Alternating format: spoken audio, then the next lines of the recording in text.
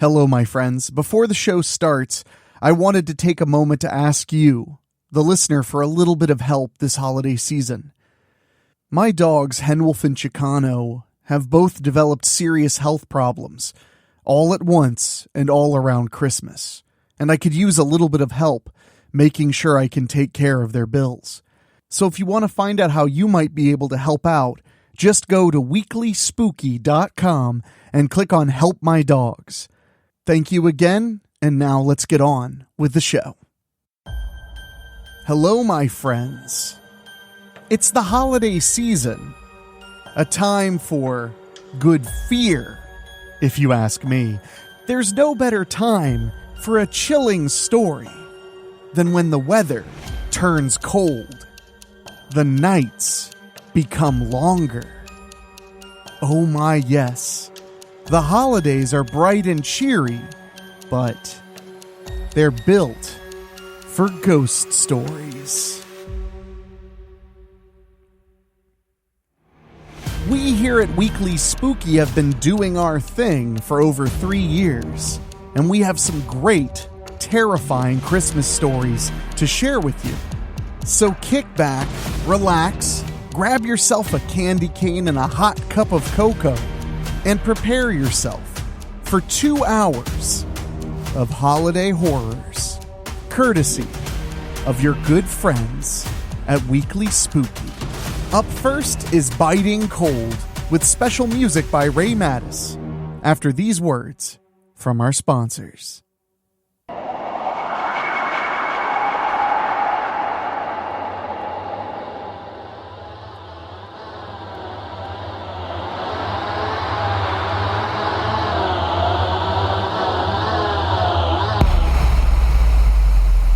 Biting Cold. Biting Cold. Biting Cold. Biting Cold. By Jeff Carpenter. Pain hit him like a spear in the gut. He was hungry, but he knew that thing out there was too. And he knew its kind never left wounded prey until they could pick the bones clean. He was sheltered, safe for now, or so he hoped, dug into his snow cave. He shifted his body, bumping up against the cold walls. He couldn't see his right arm, and maybe that was for the best. The solidity of the snow walls comforted him, but it was a frozen comfort, a chilled comfort for his cold, tired bones. A sound carried over the crisp air. His ears pricked up, chattering. An incessant clacking that assaulted his ears. It was his own noise. With every intake of breath, he could feel the sharp, cold shoot through his teeth. His teeth chattered, but he could not feel them. He longed for another familiar sound, a sound that would take him home. In his breast pocket was a cell phone with very low battery charge. He was far out of range of any known cell tower, but he still had some voice messages saved that he'd listened to before the blizzard hit. One from his father at the hunting lodge. Christmas was approaching, and his father had exhorted him to check the trap lines one more time before the big snow hit hard and stranded them. He was sure his father had attempted a search for him, but the guests had gone home for the holidays, and the wheelchair would have been useless, much beyond the packed-down paths around the cabin in the snow. Another message from his little girl back in the city, complaining about her new braces and how they hurt her teeth and made her lips bleed when she practiced her carols for the choir. She would be caroling out there tonight, braving the cold in her sore gums to spread her joy to the world around her. She'd left him one last message, but he would leave that one unheard until he really needed to hear it. He would survive. For her. He exhaled and felt the steamy breath in front of his face. He tried to breathe warmth into his fingers on his left hand, but they were well past numb now. Out there was the only hope for life. But death lurked there in the shadows.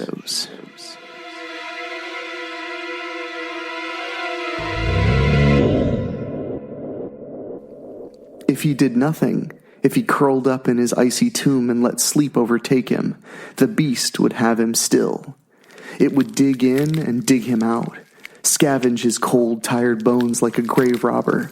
The beast's teeth would crunch and crush the bones and frozen flesh of his rigid corpse, just as easily as if he had offered himself to it. It would swallow him in huge, choking gulps. And then he would be gone, and it would be night forever.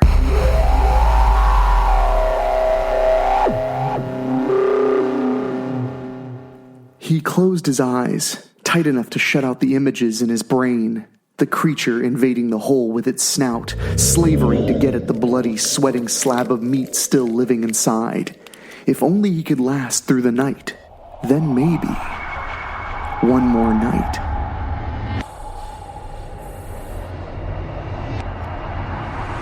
It was just the last night that it all had happened. The avalanche had thrown a tree on top of him. Brought a whole damn tree down on top of him. It must have been the rifle shot that set it off. Must have been. From behind him, the rumble came out of nowhere. The tree had torn his arm from his shoulder and left it gashed and bleeding. When he came to with a violent tug on his arm socket, the beast's beady red eyes dared him to wrench his arm back into place. He let the animal take his prize.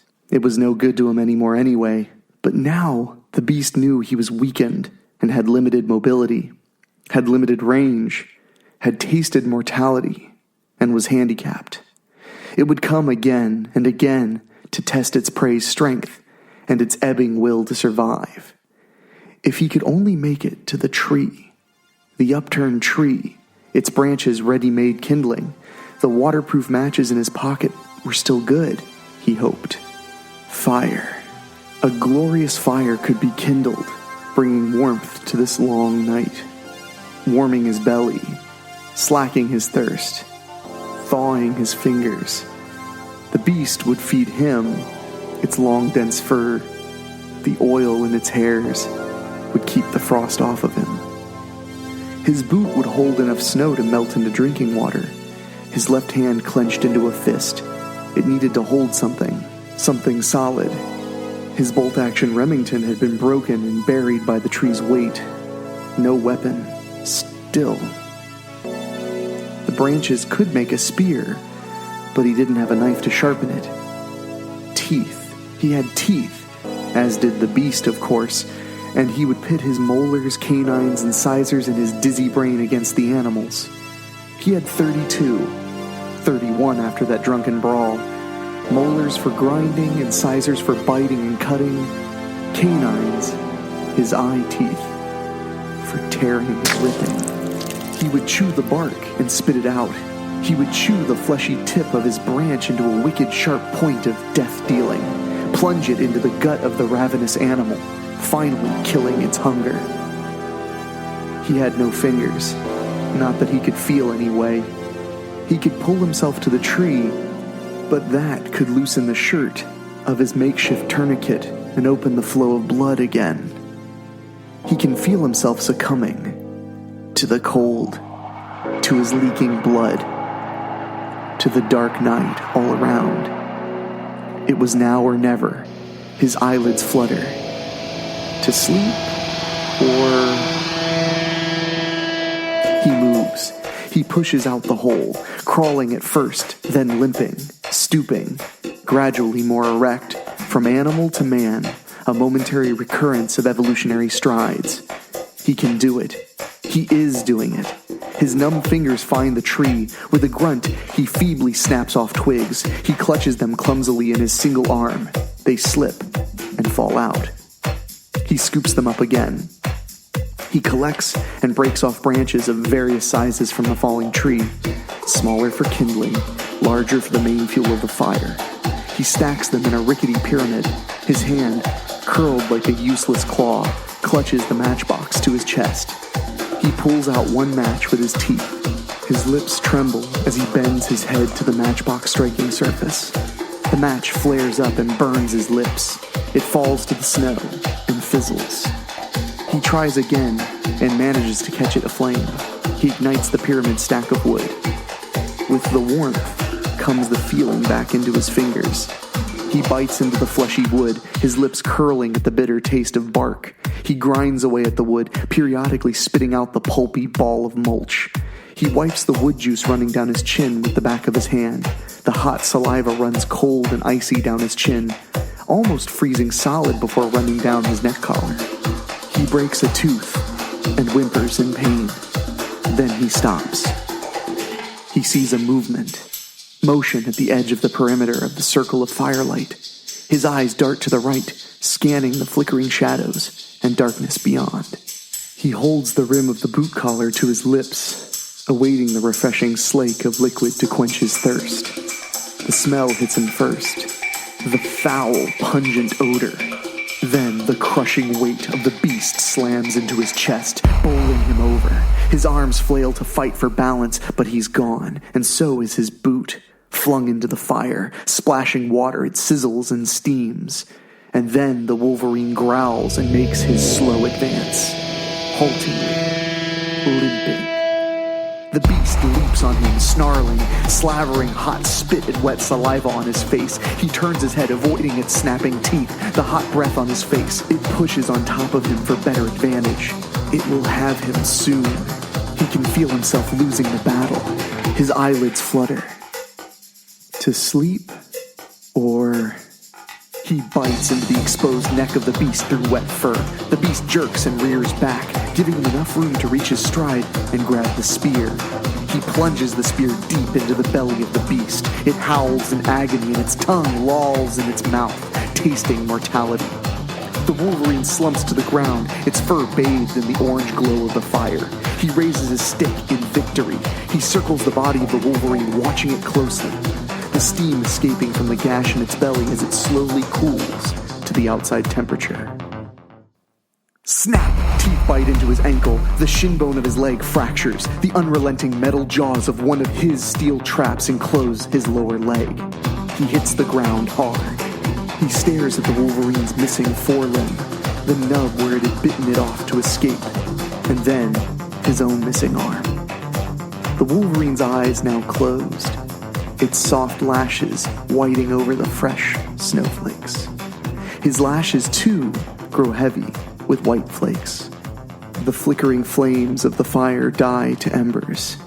His eyelids flutter. He takes the cell phone out of his breast pocket. One last unheard message. He clicks it. It is his daughter, singing softly.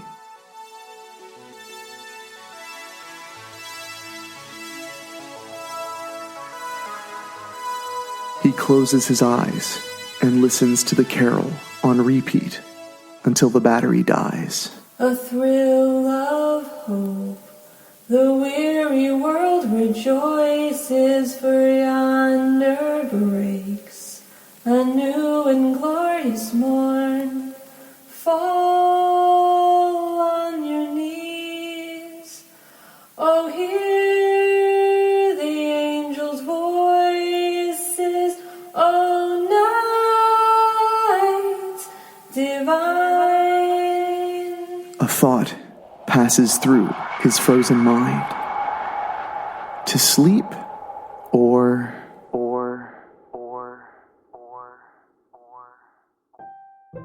Well, that story will certainly get the blood pumping to the extremities, but it may not really help you in the long run. Now, if you're like me, you like to put on your favorite robe, snuggle up with your dogs, and stare at the Christmas tree, thinking of all those great memories over the years. But not every Christmas is quite so perfect as our nostalgia lets us believe. Everyone wants to be home for Christmas. It's a traditional goal. But sometimes things get in the way. Traveling expenses, work obligations. I guess you could say life gets in the way. But in this case, death gets in the way. So enjoy this one. It's called I'll Be Home for Christmas. After this quick word from our sponsors.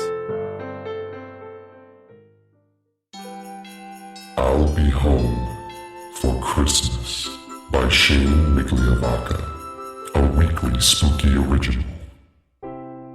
It's never gonna stop, Catwalker said to herself, watching as never-ending white fell outside.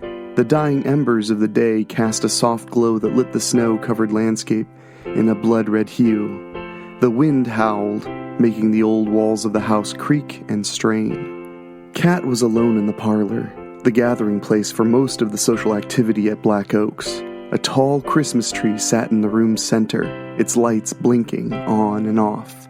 The smell of cinnamon delighted Cat's senses. Cinnamon cookie ornaments hung from the tree branches, crafted in various Christmas-related forms.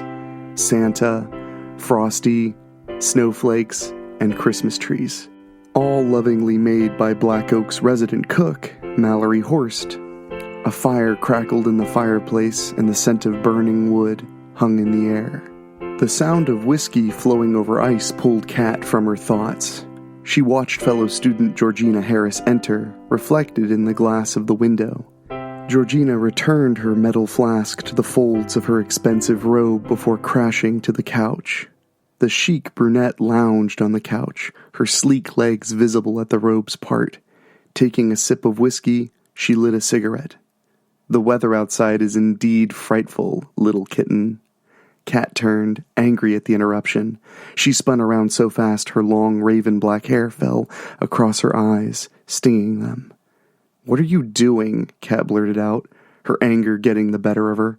"Working towards a career in alcoholism and nicotine addiction?" Georgina smirked, raising her glass in a toast. "Just like dear old Mom."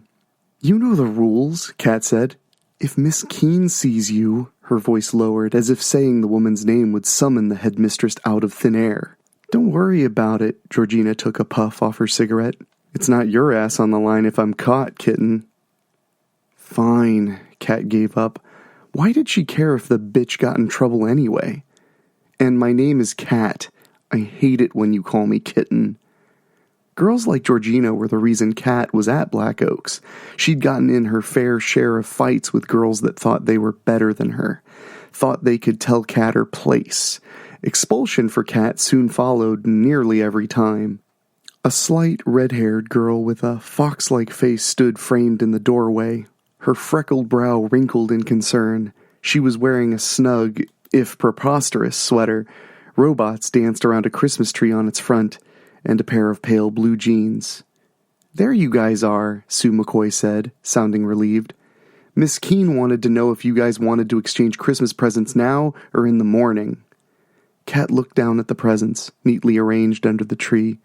She wondered how the tree looked at home.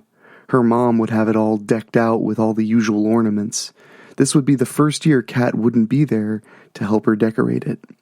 She was stuck here at Black Oaks boarding school, mainly for the simple fact that her parents couldn't afford to come and get her, even if the weather did permit.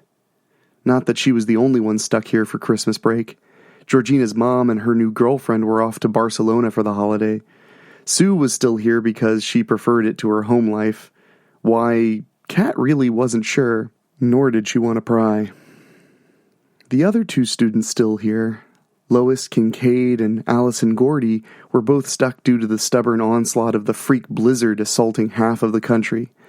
Besides the remaining 5 girls, there was Miss Keene and Mallory still at the school. Georgina kicked one of the presents under the tree with an outstretched leg. "I say we get this shit over with." Sue turned to Cat. "Yeah, why not?" Cat answered. A half hour later, wrapping paper littered the parlor's royal blue carpet. The girls had done a secret Santa, ensuring that each girl got a gift and they didn't have to spend a lot of money getting multiple presents. Cat sat with her knees drawn up on the floor, clutching her gift in her arms. A simple black t-shirt with "I'm against it" written on its front in a spray paint font. Whoever had drawn Cat's name, they certainly knew her tastes. Sitting next to her was Mallory. The cook was only a few years older than her and lived in town with her mother, who had held the position previously until injuring her back. Now her daughter supported her. Cat had bonded with her, both feeling very much the outsider at Black Oaks. Mallory had a crisp, no-bullshit way of looking at things, and never sat around feeling sorry for herself or whining about the shit life had handed her. It was something Kat aspired to do herself. Mallory's Secret Santa bought her a simple pendant necklace. She wore it proudly around her neck, turning to smile at Kat as they all laughed at one of Miss Keene's stories. Kat drifted in and out of the story the woman was telling. Her ears picked up bits and pieces of the news playing on the TV behind them. The storm of the century, flights canceled, power outages, escaped mental patients, pile up on the thruway. The girls all laughed again, and Kat joined in instinctively. Her thoughts turned back towards home. Were Mom and Dad celebrating tonight? Was Mom making her annual Christmas lasagna tomorrow? She hoped her parents were safe and happy. "What's on your mind?" Kat turned to see Mallory looking at her. "Nothing, just Christmas at home," Kat answered. "Miss your folks?" "Yeah, we don't always get along, but this time of year, though, all the shit of the year disappears," Kat smiled, thinking about the warm feeling she got sitting around the tree on Christmas morning. "How about you?" "Hope I can get back into town tomorrow, spend the day with Mom."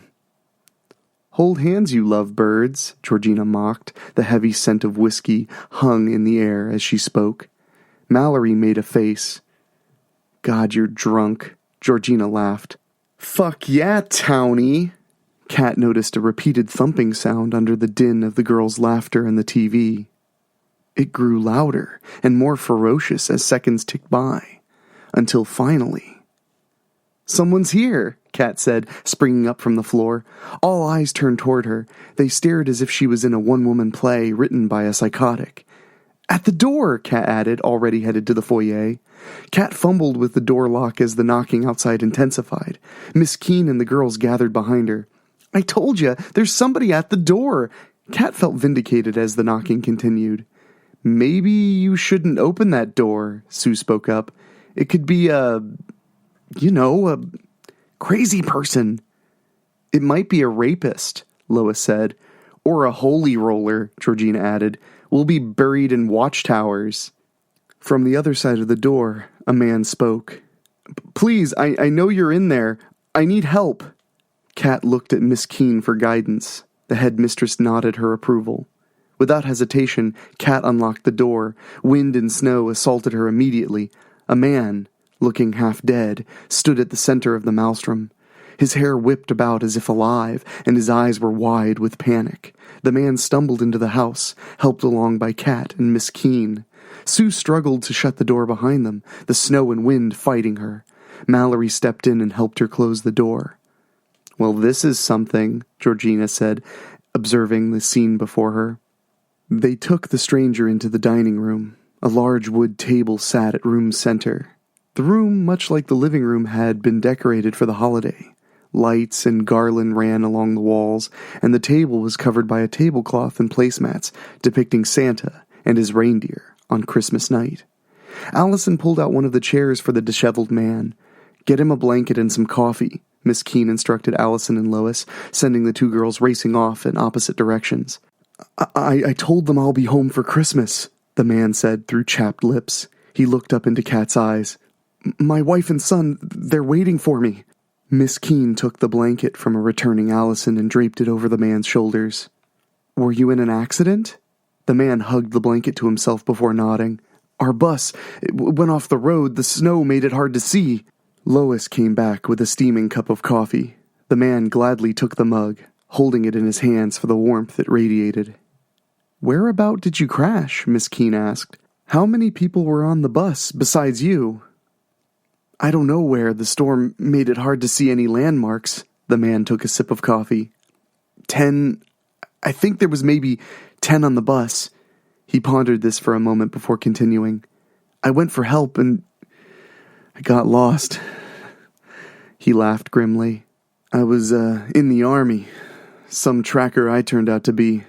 I used to go through the jungle like nothing." "We should call the police," Lois said. "And tell them what?" Georgina pointed out. "We don't know where this guy crashed. Where are we going to send them?" Mallory stepped forward. "She's right. We should get you to a hospital," Miss Keene said, turning towards the man. "I'll call for an ambulance." The headmistress left. There were only 2 working phones at Black Oaks, one in Miss Keene's office and the other in the rec room. The girls weren't allowed to have cell phones as they were felt to be too much of a distraction from their studies. The same went for the internet. The girls were allowed laptops for assignments, but couldn't even get those online. After a few minutes, a stone-faced Miss Keene returned. "The phone is out," she informed the girls, fighting to conceal any troubling emotion that might slip out. "It must be the blizzard." "I'm so hungry," the man groaned, his voice full of pain and regret. "I'm starving." Mallory went to the kitchen to get the man some food, while Kat and the others stayed with him in the dining room. "Under the circumstances," Miss Keene addressed the group, "I think it best I drove into town with our guest. We can get him help and get a search started for that bus." There was some debate over the idea before the headmistress's authority won out over the girls' doubts. Miss Keene agreed to take Lois and Allison with her and the man into town. The stranger greedily devoured the tuna fish sandwich Mallory brought him as Miss Keene and the 2 girls geared up for their trip. Kat donated one of her trench coats for the man to wear out into the bitter cold. The remaining girls watched as the 4 headed towards the garage, the 4 swallowed up by the blizzard. Kat took one last look outside before closing and locking the door. Georgina sauntered off back to the parlor. "Back to our regularly scheduled program," she quipped. Anxious, Kat glanced out the window. It had been 15 minutes. Shouldn't she have seen something from the garage by now? A light from the car through the billowing snow? Just something to confirm they'd left? "I don't like this," she muttered. "Where are they?" "It's going to take time in this weather," Sue answered.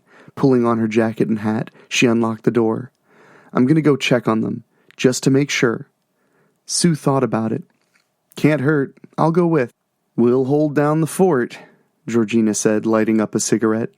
As soon as Sue was ready, the 2 girls headed outside. Mallory stood inside the doorframe. "Hurry back. I'll have some hot chocolate waiting. Don't leave me alone with that boozy bitch for too long." Kat laughed. "Don't worry, we won't." "I heard that," Georgina hollered from the parlor. "Don't care," Mallory shot back, slamming the door shut. The snow was ankle-deep as the girls made their way down the walk, holding gloved hands as snow and bitter cold wind raged around them. Cold snow slipped down into Kat's boots. She felt her nose start to run as her cheeks reddened. Halfway to the garage, she was already regretting coming out here. "Why couldn't the fucking garage be connected to the damn house?" she moaned. Sue made a face. Kat had forgot the girl's disdain for colorful language. With the garage in sight, the pair were surprised to see the garage door still closed. Car headlights visible from within the slats. Entering, the girls found Miss Keene's van sitting there. Headlights on. Doors closed. Melting snow footprints led to the van, but none led away. There seemed to be something smeared on the interior windows, making it hard to see inside. The faint sound of music came from within the vehicle. "Is that Buddy Holly?" she asked. It was indeed. As Buddy sang about a love that never fades away, Kat touched the handle of the driver's side door. She glanced at Sue, who nodded in approval. Kat turned the handle, slowly opening the door. "Miss Keene, is everything all right?" In response, something fell from the van with a moist thud, rolling to a stop next to Sue's feet, causing her to scream. Before Kat could turn to see what was wrong, her eyes were caught by the van's interior, which was covered in splashes of dripping crimson. Human limbs, chunks of flesh, and what appeared to be intestines littered the front seats. The next thing Kat knew, what she'd had for dinner now covered her boots and part of the floor. "Oh, God!" Kat groaned. Sue had stopped screaming and was now doing an impromptu impression of a Monty Python routine. It's... Miss Keene's head lay at Sue's feet. The dead headmistress's eyes were wide with terror. "I'm starving," the stranger's voice came from somewhere in the shadows of the garage. "I couldn't help it." Kat took Sue's hand, ready to drag the girl out of there if need be. Backing towards the side door they entered by, they hadn't gotten more than a few steps when something slithered out from under the van. The thing grabbed Sue by the leg and wrenched the startled girl off her feet, which caused Kat to lose her footing as well. Desperately, Kat scrambled to grab the screaming girl's outstretched hand. The thing that had hold of Sue was faster, dragging the red-haired girl into the darkness under the van. Screaming once more filled the air, before being suddenly cut off. Gripped by terror, Kat half-crawled, half-ran for the door. Stumbling out into the snow, Kat gasped for breath as the wind hammered her. Heart pounding, she retraced her footprints in the snowdrifts. She tried to block what she saw in the van from her head, tried not to think about what must be happening to Sue back there in the garage. It had happened so fast. Could she have possibly saved her? Back at the main house, Kat found the front door locked. Pounding on it, she waited, prayed for someone to open it. Suddenly overtaken with the feeling that someone was behind her, Kat spun around. In the distance through the snow, she saw them standing there at the end of the driveway. 3 figures. Then she saw 2 more, standing in a drift on the lawn, their features obscured by snow and distance. She wanted to call out to them for help, but something about them felt wrong, filling her head with dread. She returned to pounding the door frantically. The door opened. Kat pushed past a slightly aggravated Georgina, nearly falling to her knees, panic-stricken and out of breath. Tears and snot were frozen to her face. "What the hell?" Georgina said. "Who's that out there?" She poked her head out the door. "Who are those people?" "Close the door," Kat gasped, warm air burning her lungs. "Lock it!" Georgina slammed the door shut, clicking the deadbolt in place as Stevie Nicks belted out Silent Night from the parlor's TV. Kat stood, feeling her knees shake. Looking down at her shirt, she noticed chunks of vomit. Pulling off her coat and shirt, Kat walked into the parlor. Georgina followed her. "What the fuck is going on? Where's the sidekick?" Kat pulled on her "I'm against it" t-shirt. She took a deep breath, not wanting to say the words. "She's dead." Georgina laughed. "What? Are you shitting me?" "No." Kat's eyes scanned the room. "Where's Mallory?" "In the kitchen, washing dishes or some shit." "Sue's dead? What the fuck?" Kat took off for the kitchen, Georgina storming after her, profanity flowing freely from her mouth. They found Mallory in the kitchen, standing uneasily next to the stranger, seated at the counter, eating a sandwich. "Your friend made me a nice sandwich." He took a bite from it, blood running down his chin. As he chewed, pieces of fleshy meat stuck to the corners of his mouth. "That's disgusting," Georgina gasped. "Mallory, get away from him." Kat reached out towards the young cook. A large kitchen knife gleamed near Mallory's side, held in the stranger's free hand. "I think she's fine right here." The man smiled bloodily. "Oh, there's a hair in my mouth." He pulled a red hair from between his teeth. "Who the fuck are you?" Georgina asked, horrified and angry. "Just a man, on his way home from a pointless war in the jungle, sick of being called baby killer. Just wanted to get home to my wife and boy for Christmas." The man sighed, his eyes focusing on something long gone. "And then that goddamn blizzard hit. The old drunk behind the wheel of the bus drove us into a ditch on some backwoods road. I went for help with one of the passengers, and we got lost in the storm." A chill ran down Kat's spine as the man spoke. "I don't know how long we were out there. I got so hungry, and the other man was falling behind. In the bush, you had to do anything it took to survive. He was holding me back, and I needed food, so..." The man licked his blood-caked lips and laughed. "And then the next day, I found myself back at the fucking bus. Those ungrateful shits criticizing me for getting lost, accusing me after everything I did, everything I went through.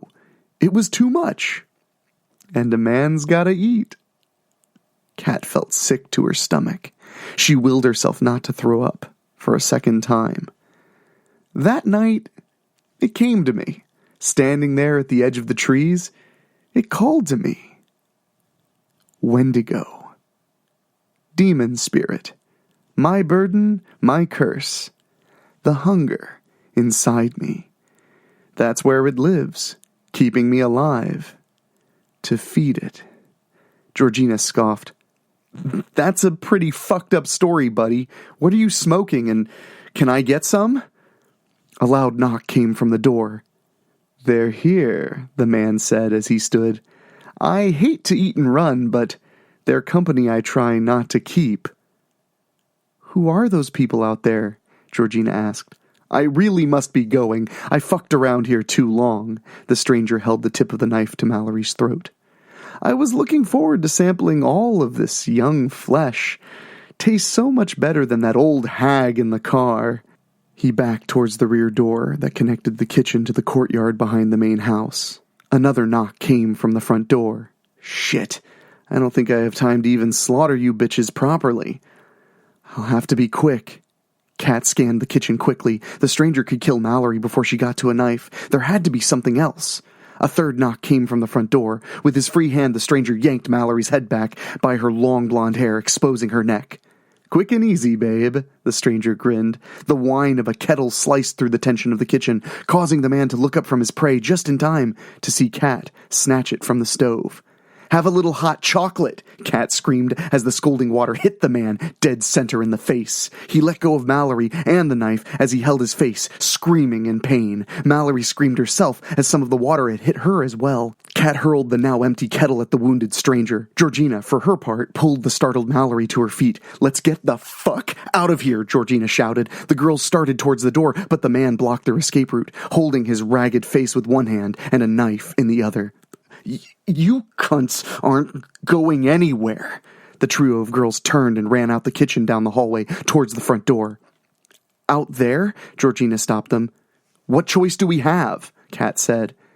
Out one of the windows, Mallory answered. The stranger stood in the hallway, having replaced the knife with a meat cleaver. You ain't going anywhere. I could have ran, but you three really pissed me off. The knocking on the door turned into a loud banging.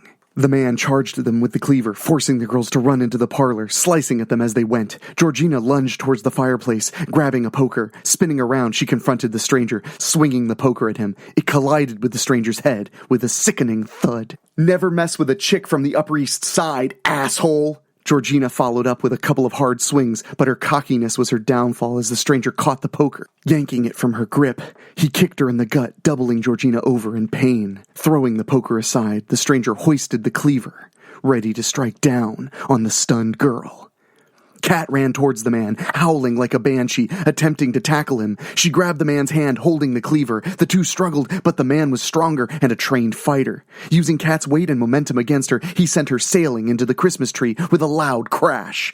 Both the girls and the tree went down in an explosion of tinsel and ornaments. From the foyer came a sound of straining wood as the pounding assault continued on the front door. Kat, now caught up in the tinsel and lights of the tree, struggled to free herself. The man stalked towards her, a desperate, evil smile on his burned lips. She watched helpless, unable to defend herself. A strand of lights dropped over his head, wrapping around his neck. Standing behind him, Mallory pulled it tight, choking him, holding tight. The young cook pulled him away from Kat. The pair stumbled towards the fire. The man clumsily taking wild swings with the cleaver, trying to hit Mallory behind him. Taking a handful of the man's unkempt hair with one hand and holding the strand tight with the other, Mallory rammed the man's head into the mantel repeatedly until the bloodied and battered man pushed away from her. Yanking the strand from his neck, he hurled it to the ground. Finally free of the Christmas tree, Kat was on her feet. Picking up the discarded fire poker, she attacked the stranger, screaming as she beat him. Georgina picked up a second poker and swung primally as well, forcing the man to fall to his knees. The girls stopped when the front door shattered. The three girls turned as something shambled into the house. Standing, framed in the parlor door, stood a decayed corpse, dressed in a tattered, age-ravaged bus driver's uniform. Standing behind it were similarly decayed corpses. The three girls stood tall and readied themselves for a new fight. To their surprise, The dead ignored the three.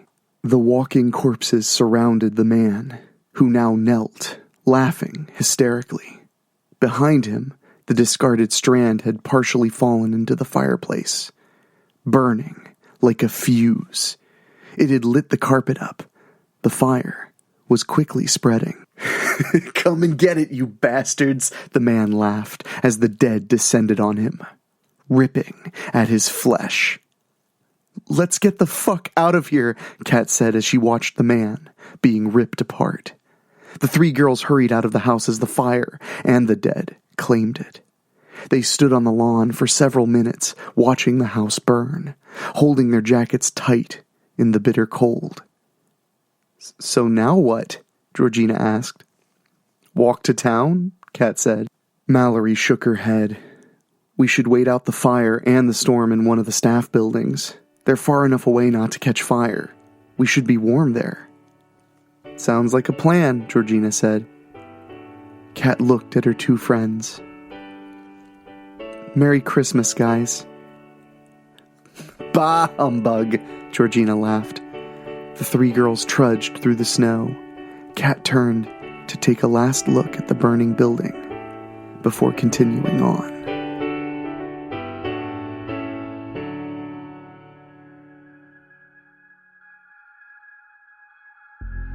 Ah, so you're still with us, huh? Well, we're not even halfway through the fear we have to bring you. Let the snow fall and look beautiful. That's what snow does. It looks beautiful. But you know what else snow does? Snow dampens sound. Snow makes your screams travel a shorter distance. Snow makes roads worthless. Makes an idyllic afternoon turn into being trapped in a frigid hell. Of course, it wouldn't be Christmas at Weekly Spooky without a trip to Strickfield. And that's where we're headed right now, to give you a taste of some Christmas rage, right after these words from our sponsors. Christmas Rage by Rob Fields. December 23rd, evening. Strickfield Town Center Mall only seemed to be a hopping place around the holidays. The vacancies left during the usual 10 months out of the year were mostly filled by seasonal stores. There was even a Santa Claus house in the mall's center court. Families would line up with their children, many of whom had Christmas lists to give to Santa. But on this day, things were about to take a macabre turn. Santa Claus had just taken his seat on his throne. Templeton Mirren, the owner of the mall, and his family were right there in front of him. Santa just sat there and looked right at them. Templeton appeared to be patient. When Santa's silence got to be too much, Templeton leaned in and whispered loudly, "If you don't get your act together, Stanley, you'll be enjoying this Christmas on your fucking welfare check." Stanley Monroe was always tapped to play Santa Claus from Black Friday until Christmas Eve at the Strickfield Town Center Mall. But as Santa slowly stood up and glared at Templeton Mirren and his family, he seemed to have a foreboding presence. Then, Santa opened the door to his house and received several screams when the slain, bloody body of Stanley Monroe just fell out onto the porch. The family scattered in different directions. Santa took his time as he reached inside the house and pulled out the same bloody axe that he had used on Stanley earlier. Then he marched toward Templeton Mirren, raising his lethal weapon. Templeton Mirren turned and yanked a nearby father right in front of the Santa. The father never uttered a peep as Santa buried the blade right in his head. The other bystanders were too frightened to see what Templeton Mirren had done. They never saw him or his wicked wife grab their children and leave. From there, Santa pulled the axe out of the father's head and buried it into another bystander as it came upon a midnight clear, slowly began to play over the mall speakers.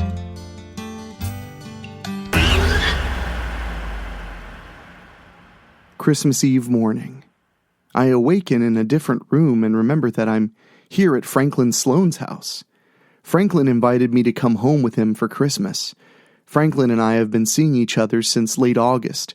In fact, he's been my only companion this semester. After I take a shower and get dressed, I hear arguing downstairs. I make my way down and stop short when I hear that I'm the topic of discussion. Actually, it's more like Franklin's parents are giving him a hard time about me.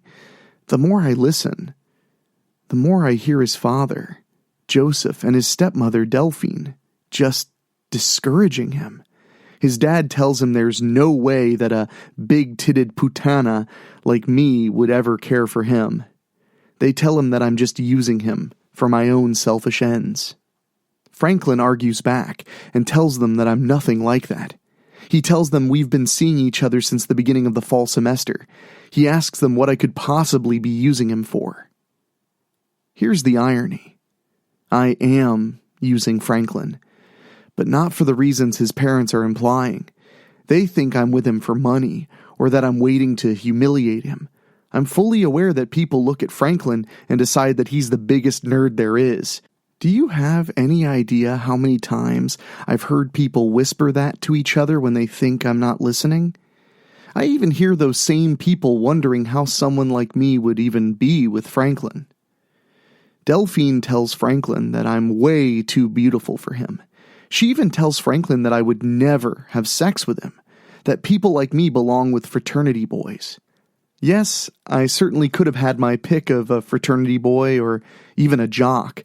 The problem with those types of guys is that they would only want to have sex with me just for a short time. They would not want to commit to me. No, I need much more than they're willing to give. For those of you who haven't been following me since the beginning, from the time I came into the world, I have never felt so much as a single emotion. Perhaps my being emotionless is why I'm a serial killer. Your society has labeled me the angel of death because I destroy those who prey on innocent people. I suppose the closest thing to emotion that I feel is my ever-insistent bloodlust, which pushes me onward to claim my victims. In fact, I'm feeling the urgent need to kill right now. I make my way to the dining room. The family doesn't hear me come in until I'm right there, right when Franklin yells at Delphine, "That's your problem. You always think everybody's out to get me. Well, rage isn't like that at all." Franklin becomes quiet when he realizes I'm here. The family is just looking at me now. Perhaps I should just go, I say. Clearly I'm not wanted or welcome here. I'll just get my things and go back to my dorm. Delphine looks sternly at me. "You heard everything?" I nod once. "I did. And you're wrong about me." I fold my arms in front of me. "Please enlighten me. What do I hope to gain by using Franklin?" Delphine takes a deep breath. "Do you see yourself, Reagan? Do you see Franklin? Do you see how completely mismatched the two of you are? You can have any man you want. Why would you settle for Franklin?" While I myself don't have emotions, I have come to understand a great deal about how emotions can move people, both positively and negatively. Watching enough television and being around Mama long enough will do that for someone like me. So let me get this straight. Just because I'm a beautiful girl and Franklin's a nerd, I would not want to be with someone like him? Then why would I date Franklin? Why would I agree to come home with him for Christmas? Delphine glares at me now. "Well, I don't know. Why don't you tell us?" "I agreed to come here with Franklin because he asked me to," I reply. "I wasn't going home for Christmas and Franklin didn't want me to be alone. I'm thinking he invited me out of the kindness of his heart. That's why I choose to be with Franklin. He's kind to me. He's never once tried to take advantage of me. I enjoy his company." I unfold and lower my arms. "I can't believe that you and your husband would cut Franklin down like this, especially you, a church minister." Delphine took over being the minister of Strickfield Community Church after the scandal with Minister Darren Harlow years ago. Yes, it's the usual type of scandal you read about. with children. After Harlow was removed, Delphine became the new minister. She had to work very hard to keep the church going, but she managed to do it. I was a freshman in high school when this happened, by the way. Delphine's been quite strict on Franklin ever since, according to what he's told me about her and from what I've just witnessed. I put a comforting hand on Franklin's shoulder. "Are you all right?" Franklin shakes his head. "Can we just leave, Rage?" Yes, we can," I reply. "Go pack a few things and we can have Christmas at my dorm." Franklin leaves the dining room. His parents only glare at me before I turn and head back up to the guest room to pack my things. You're thinking that I want to kill them both, right? Nope. They're both innocent, so I can't kill them. Ah, yes, now we're getting to what I want to tell you. I currently have an even greater need to satisfy, even more than my need to kill. Now, while I don't feel anything emotional, I do feel things that are physical. I know when I need to eat, drink, sleep, clean my body, seek comfort. I did say that I'm looking to use Franklin. As of late, I'm feeling the need to have sex. I was able to get by for many years without having to fulfill this basic need. Now, my sex drive is becoming as insistent as my bloodlust. It's because of this that I've come to realize that I need a mate. A constant companion. I need someone who can be good company for me and satisfy my sexual desires when the need arises. In turn, I would be just as responsive to my mate. Would you call me a primal girl in spite of my highly developed brain? Perhaps you would be right. Franklin Sloan is one of the few young men at Strickfield University who's taken an interest in me. Over time, he's shown me that he is both a suitable companion and an intellectual peer. I really don't care that Franklin is a skinny nerd who talks about chess or contemporary movies. I don't even care that the rest of you in the female population are repulsed by him. Unlike you, I don't have it in me to be repulsed by him. On the other hand, I don't even have it in me to be able to love him. Regardless, Franklin has proven himself to be a suitable companion for me, and my desire is for him to be my mate. Franklin comes and gets me. You ready, Rage? Yes, we can go. We head downstairs to the front door. Before we leave, Franklin turns to his parents. I really thought we were going to have a normal family Christmas this time, even with my bringing Rage. But I can see now that's never going to happen. Come on, Rage, let's go. Once more, Franklin's parents exchange looks. Then I turn and leave with Franklin. Franklin is settled in my dorm room. I didn't have a roommate during the fall semester. The only reason I'm allowed to stay over the holiday break is because I'm attending classes here at Strickfield University next semester. Franklin looks pretty down. I'm sorry you had to see that back home, Rage. We're both sitting on our beds. I reach across and take his hands. May I say something? He raises his eyes to mine. Sure. I know you're probably having your doubts about me. Please don't. I really do want to be with you. But why, Rage? Why are you still with me? Delphine's right. You can have any man you want. I could ramble to Franklin about why I want him, but I've learned that actions can speak a lot for a person. Still holding his hands, I move across to Franklin's bed. Then we kiss. The more we get into our kiss, the more I'm feeling that I can't hold back anymore. I need him so desperately. I let go of his hands. Franklin is surprised when he sees me stand up and take off my clothes. Once I'm naked, I pull back the covers on my bed and lay down to face him. It's just you and me, Franklin. The dorm is all ours. I want to take this next step with you.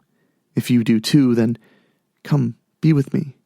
I only want and desire you, Franklin. Franklin trusts me enough to where he knows I'm sincere. He removes his clothes and climbs into bed with me.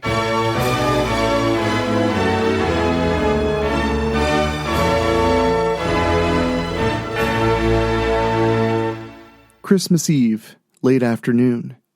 The Strickfield Community Center was always a place where parents could bring their children on Christmas Eve for things such as Christmas stories, Christmas cakes and cookies, hot chocolate, and visiting with Santa.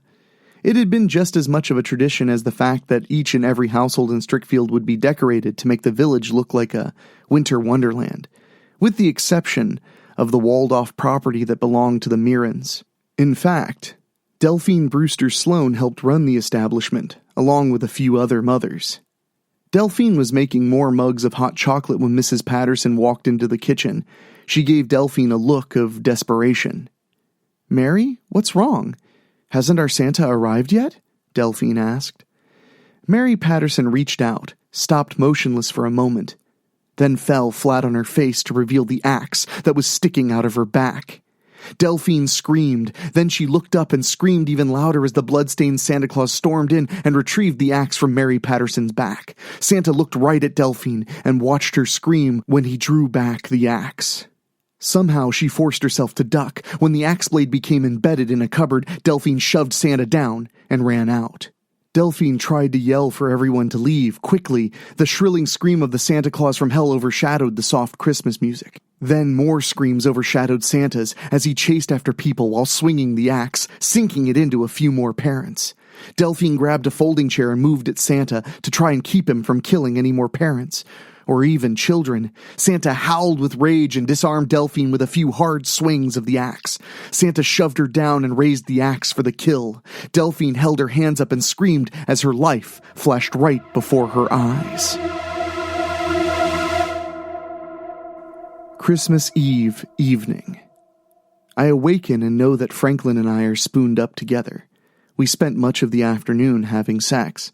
Franklin has definitely proven to be my chosen mate as he satisfied my every desire. I, in turn, focused to satisfy his. Then we fell asleep together. My need for sex is satisfied, for the time being. However, my need to kill is as urgent as ever. I managed to slip out of bed. Franklin is still fast asleep. I need to go out and prowl for a kill. Since it's Christmas Eve, I don't really think I'm going to find anyone. I may end up having to wait until the day after Christmas to look for somebody. My bloodlust is demanding satisfaction, but I'm not going to take an innocent to do it. I get dressed and grab my smartphone. I leave the dorm and begin my walk around Strickfield. If Franklin texts me, I'll just tell him that I'm picking up food for us from either Andy's China Garden or Denoyer's Grill downtown, which are always open. If I had emotions, I'm sure it would simply amaze me at how this village goes all out for many of the holidays, including Christmas. Every house is decorated and lit brightly. Some of the yards even have animatronics. In spite of all this, I still continue to feel my constant numbness. It isn't long before I hear the sounds of police cars in the distance. I decide to go and see what's going on. I know I'm only a police intern, which is why I'm not being called. Strickfield PD only calls me when it comes to detective work. If there are that many police cars, it's probably something more dire that doesn't require detective work. Just the same, I'm going to go and see for myself. When I get to the scene, the Strickfield Community Center, Mayor Patrick Gunter recognizes me and waves for me to come over. "I know you've been helping the police, but this doesn't require you tonight." "Can you at least tell me what's going on?" I ask. Mayor Gunter tells me that there's an escaped lunatic from Glenview Asylum inside the building wearing a Santa Claus suit and killing people left and right. He mentions how this Santa left bodies all over Center Court at Strickfield Town Center Mall last night.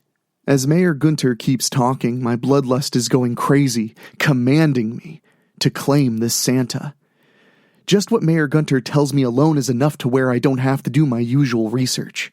But the question now is, how do I get inside the community center without the police seeing me? Then I immediately have a plan and proceed with its execution. I say goodbye to Mayor Gunter and wish him a good holiday. I know the village of Strickfield very well, thanks to all the maps on hand at the police station, including the one for the sewer system. Because of my highly photographic memory, I immediately remembered the way into the community center, through the sewer tunnels. I open a manhole cover down in the crawl space where the shower pipes are located and come out that way. After putting the cover back on, I begin my hunt for this Santa. My bloodlust is nagging at me now. It doesn't take me long to locate Santa. He's got a few women trapped in the kitchen, and then I immediately recognize Franklin's stepmother as one of them. When we started seeing each other, Franklin told me that Delphine volunteers her time here when she's not being the minister for Strickfield Community Church. It looks as though Delphine got beat up, but she's still alive. I know that Franklin would be devastated if anything were to happen to his parents. The two of them put Franklin down, and yet he still thinks the world of them. I literally don't understand it. Just the same, I know I've got to do something to save these people. Santa never says a word. He just glares at the 8 women he's holding hostage. He even raises his axe and brings it down in front of them, making them shriek or scream. Even I understand how cowardly it is for an empowered male to attack a helpless female. I tighten my fists as my bloodlust now screams for me to take his fucking life. I must use my head. I can't just go in there and fight him. It would be different if Santa wasn't toying with those women. Then I move stealthily into the kitchen. He doesn't see me as I carefully slide open a drawer and pull out a kitchen knife. All I have to do is just draw it back. Then I'll fling it right into his back. As I raise the knife for the kill, I get a text chime on my smartphone and know it's from Franklin. That throws off my plan as Santa turns and sees me with my knife raised. He screams and rushes right at me. Delphine is surprised to see me now. "Reagan, no!" she cries out. When Santa reaches me, he swings the axe wildly. I quickly hit the floor and feel the rush of the blade go right over the back of my head. As I quickly turn onto my back, Santa raises his axe and brings it down. I turn over again and hear it hit the floor. I get to my feet and kick Santa in the back of the knee to take his leg out from underneath him. Santa growls and falls to the floor. I still have the knife in my hand. Before I can raise it to stab him, Delphine surprises both of us by crying out and ripping the axe away from Santa. "Reagan, get out of here, now!" Delphine cries. Santa quickly gets back to his feet, then he reaches out and grabs the axe, having a struggle with Delphine. I don't see the other women that were with Delphine and determine that she must have gotten them out while I was distracting Santa. I'm definitely ready to stab Santa now, but I know that I can't let Delphine... Wait a minute. She won't know that I'm a serial killer. Killing Santa would just be a matter of helping Delphine.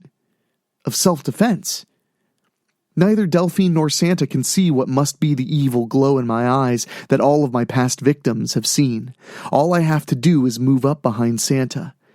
Delphine will be splattered with his blood once I slice his throat, but common sense gets the better of me. I can't let Delphine see just how violent I can truly become. She might tell Franklin, and I would possibly lose my mate. I have another idea. I quickly make my way around to where Santa can easily see me. "Hey!" Santa's eyes are on me as I pull my Christmas sweater up and show him my large breasts. "Peek-a-boobies!" His eyes are locked right on my breasts, which gives Delphine the advantage. She yanks the axe out of Santa's hands and swings it to catch him right in the gut. He groans and stands for a long moment. I pull my sweater down as Delphine removes the axe and nails him one more time before he finally goes down. I quickly pull out my smartphone and call the police. I get Mayor Gunter and tell him that everything's all right and that Santa is slayed. My bloodlust is screaming at me for a fresh victim. But I had to give my kill to Delphine to keep my secret. Delphine and I are alone now after I finish talking to Mayor Gunter. She turns to me and gives me a stern look. "Really, Reagan? Showing him your dirty pillows?" I look sternly at her in return. "You are still alive because of my dirty pillows. Never forget that." Delphine and I keep glaring at one another.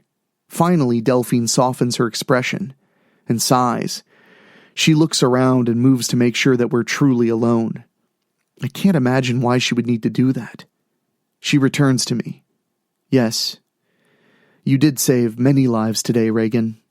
Then she leans in and says quietly, "I know who and what you are. Don't try to hide it from me. You are the angel of death." Then she backs away to get my reaction.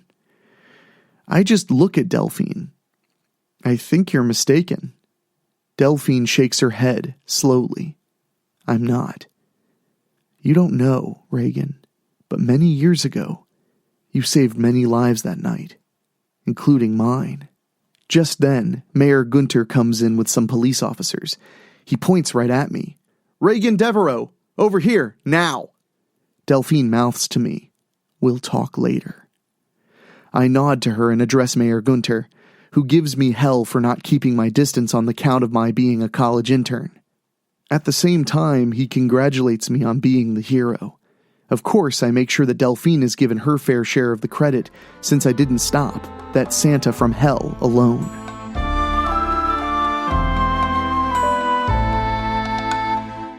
Christmas afternoon. I look into the eyes of Templeton Mirren after I remove his blindfold. Then I remove his wife's. I have both of them secured to tables in their basement. Then I remove their gags. "What the fuck is this?" Destiny Mirren demands. I move to the front where they can see me. I have a remote control in my hand and I turn on their television. "I have a little video here that I'd very much like the two of you to see," I tell them. I play what is the security camera footage that was taken from the Strickfield Town Center Mall. Could I have gotten any more lucky? Chief Kazmarek was a little strapped at the station, so he asked me if I'd stick around and go through the security footage from the mall. After texting Franklin and letting him know where I was, I went to the station and looked over the footage. Then I saw the angle to where Templeton Mirren had grabbed an innocent man and pulled him right into the path of the killer Santa, just so he could preserve his own life. His wife had seen what her husband had done and wasn't concerned in the least. She only moved to get Templeton and the kids out of the mall quickly. Neither Destiny nor Templeton looked back. After finishing the footage, I stop the video and look at them. "Any questions?" "So what?" Destiny groans, looking as annoyed as she sounded. "All this over an insignificant man?" Templeton adds. "It looks to me as if your family could have easily gotten away, but you grabbed that man and pulled him right in front of the killer, guaranteeing his death. In effect, you killed him in cold blood. Your wife saw you and didn't care, in effect condoning what you did. So now, I'm going to claim the both of you. Your children are with their grandparents. I've even disabled your cameras in your security system. It's just the three of us here. I even have pictures to display of shady bank records and illegal money laundering. I even found some darknet stuff that they were involved in. Too much to list here, but seeing the security video from his own mall was more than a red flag for me. Normally, I'd have killed them just based on that, but I wanted more to give to the police. After all, these two are from the infamous Mirren family. The two of them are quite emotionless. The only difference between these Mirrens and myself is that I was naturally born without emotions. These two are of great money and privilege, so much that they just stopped caring. I'm wearing a plastic poncho and have an axe cradled in my hands. Oh wait, it looks as if they do know fear. They see my evil glare and beg for their lives. Oh, but it's far too late for that. Templeton and Destiny Mirren, let the punishment fit the crime. Destiny screams as I bring the axe right down on her face, and I feel so much better. Now that my bloodlust is finally being satiated.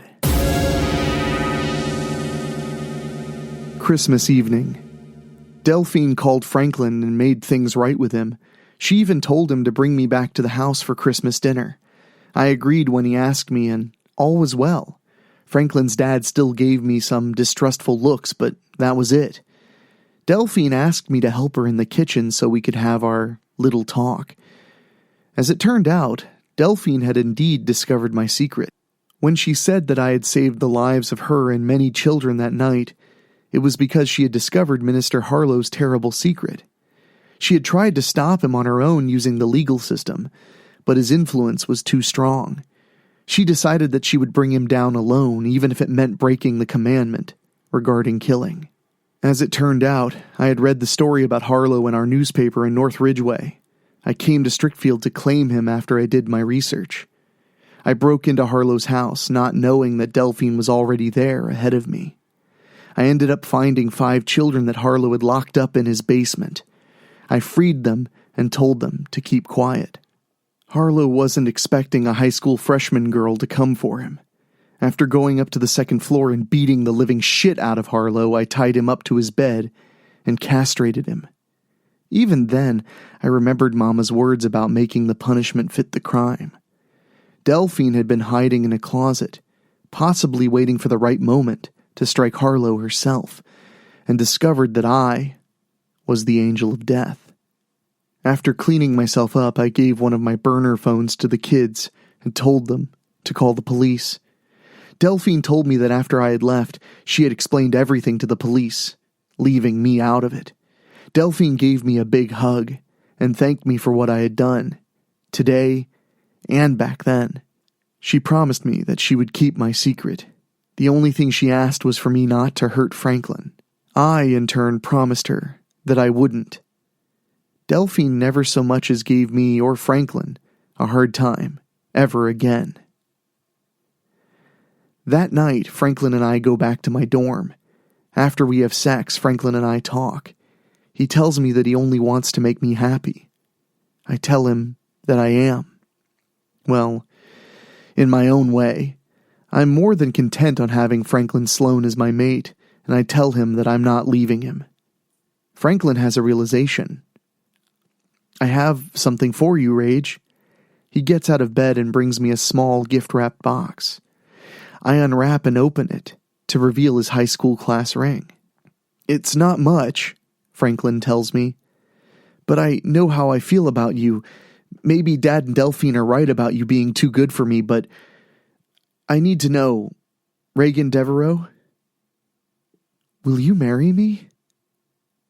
I will, I say without hesitation. Franklin is speechless in his emotions, but he finally finds himself and puts his ring on my finger. I return the favor by giving him my high school ring on a necklace. I only wish that I could feel the love that Franklin feels for me. Regardless, I will be a good wife to him, as he will be a good husband to me. So, this turned out to be a very good Christmas for me after all. Merry Christmas, everyone. Don't be naughty.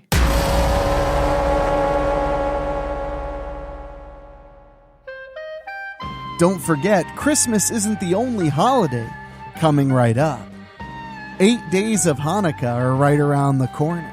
And speaking of Hanukkah, we have a very special story by my good friend Michelle Antisocial that features a Jewish character getting thrown into a world she's never experienced before. A world of Christmas romantic comedies. How can a Christmas romantic comedy become a horror story, you ask? Well, why not sit down, listen, and find out? Right after these words from our sponsors.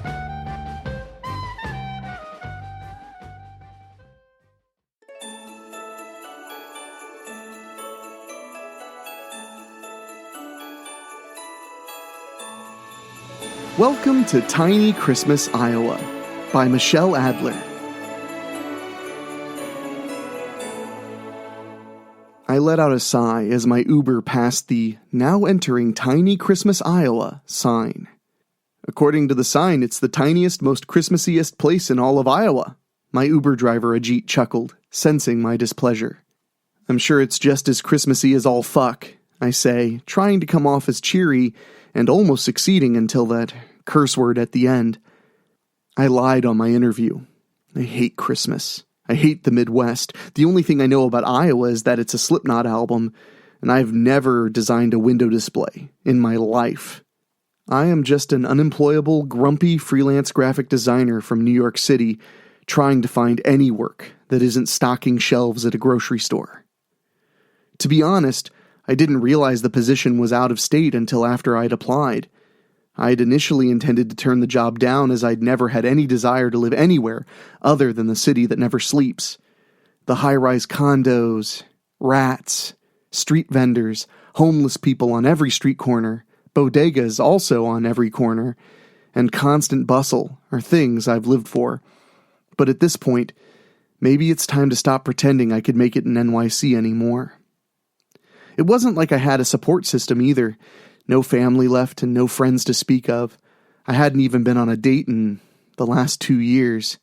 My social life revolved mostly around my interactions with my landlord, none of which were pleasant. I heard that she was so happy I was leaving, apparently she even threw me a goodbye party. After I left. I lived for my work, but things have been so hard lately. Maybe it was time for me to give up. Maybe it was time for me to start over.